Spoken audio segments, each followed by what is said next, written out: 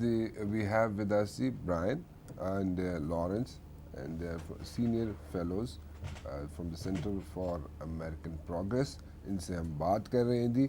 बात हम कर रहे हैं कि they are over here on a listening trip and they want to know the ground realities जी, और किस तरह बेहतर की जा सकती हैं पॉलिसीज़, अमेरिकन पॉलिसीज़ किस तरह बेहतर की जाती हैं, की जा सकती हैं जी. उस ट्रिप पे हैं यहाँ पे and they are meeting people ji. Yeah, this is like another question which I'm going to shoot over here. How can you, we were talking about the trust deficit over here. Trust deficit is there, right? The Americans don't trust the Pakistanis and the Pakistanis don't trust Americans because, as we said, as we had talked earlier also, because you people backed out once the war was over in Afghanistan and so, and the Soviet Union was disintegrated. So now there's another situation. How can you revive that trust when you're doing drone attacks over here, when especially after that, I'll go back over there. Once you were done with the disintegration of Soviet Union and you backed off, the first thing you did was you did like sanctions on Pakistan. 71 is another incident. In 71, you kept telling us that there's going to be like assistance coming in. It never happened. Now there's another situation, the drone attacks, the other things coming up, and the assistance which we are talking about, which you are going to extend, is like, we have talked that phrase so many times, peanuts, you know.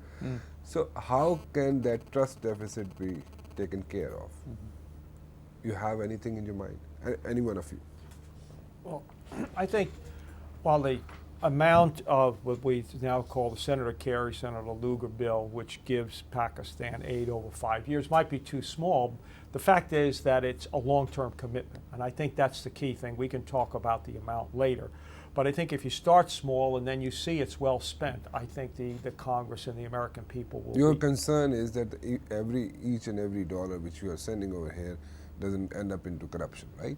Corruption, that's right, or ends up, you know, during the Bush administration, we gave $11 billion to the Musharraf government. Only about $3 billion was for economic aid. The other, you know, 8 or so billion was for military assistance, and many of it did not end up in dealing with the threats like in Swat or FATA. It was, you know, mainly to buy conventional weapons to deal with a different type of threat. Americans, as I mentioned before, are concerned, you know, and we've had terrible abuses in Afghanistan and Pakistan with the aid. I'm not talking about the military, I'm talking about the economic aid. So yeah, we want to see, and I think once we see that it's well spent, it will be comparatively easy to get more.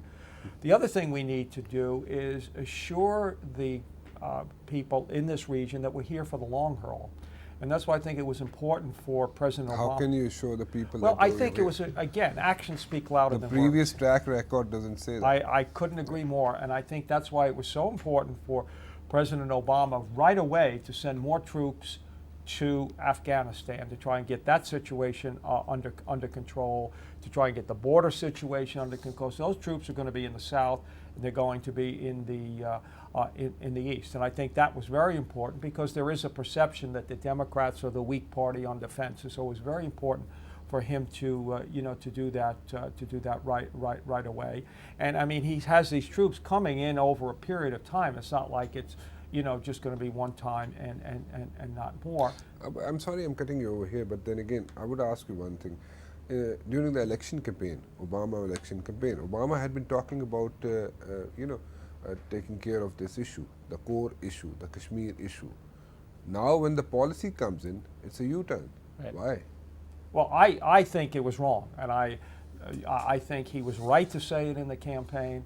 And I think we should not have allowed ourselves to be put in that position by India. I mean, after all, we have just concluded a nuclear arrangement with India, which is very favorable to them. Yeah. So I think what we need... You can't do that with us, right? That's right. And I think, again... And why not? Well, I think eventually we can if there's assurance, okay? I mean, you see the reports. President Zadari yesterday said, don't worry, the nuclear weapons are under control. There's still some concern about what happened with A.Q. Khan. I mean, there are a lot of reasons why. And I think if we can rebuild that trust, then eventually we can do that. But I think it's important for the United States to show that we are concerned about this issue because it's very important to the people of Pakistan. And I don't know if we can solve it, but if we show we're concerned and we want, to help facilitate it, I think that will help with the trust deficit. But it's not going to happen overnight. I mean, I think it's important to keep in mind this is a long-term, situation. How much time are we talking over here? I think we're here for the duration. I don't think we're leaving. I mean, in terms of, we did another report on Afghanistan, and obviously it's going to take a decade to get that situation under control. And the point we try to make in that report is our government has to be honest with the American people. We like quick fixes, go in, get out, get it over with. That's going to take a while, and so I think we need to, to get that message out. What's your take on this one? Well, we talked about how quiet diplomacy is only a short-term solution, and I agree with that. Yeah. But I actually think in the break we were talking about that. Yeah. Well, but I think that was the implication even in our previous discussion. If that can yield actually a longer-term agreement, if that type of quiet diplomacy that doesn't just get focused on the military issues, that does recognize that Pakistan has some very legitimate threat perceptions when they're talking about India, that talks about also how can we enhance in a very real way economic cooperation, people-to-people contact. All of these things aren't panaceas. They're not going to solve things overnight, but having a long-term plan, and when Larry says to stay here, we're not just talking about military and keeping our troops in Afghanistan. We're talking about going back to the era when not only when Pakistanis were coming to the U.S. in large numbers to study, but when U.S. professors were coming to Pakistani universities on Fulbright grants and other things to meet and to teach and to talk with. We need to, from America, enhance our understanding of Pakistan beyond this is the most dangerous country on the face of the earth and things like this that we get in our news media, and really deepen our ties. As a country of 170 million people, we're more than 300 million people.